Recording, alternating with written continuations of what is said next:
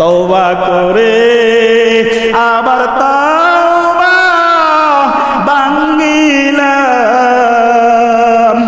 অবশেষে খাঁটি তওবা করিলাম।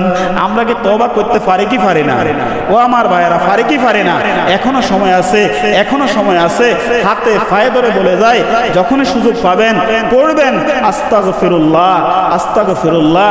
হতে পারে আমার নাফরমানির কারণে আল্লাহ তামাম জাতিকে কষ্ট দিতেছে।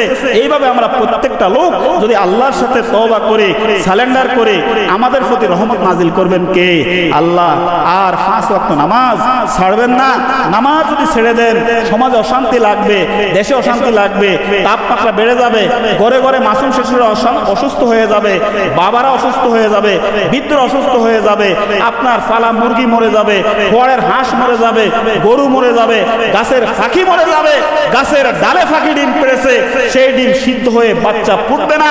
আল্লাহ পাক বলেছেন যদি নাফরমানির মাত্রা বেড়ে যায়, আকাশ কৃপণ হয়ে যাবে, জমিনে বৃষ্টি দেবে না। বলেন নাউজুবিল্লাহ।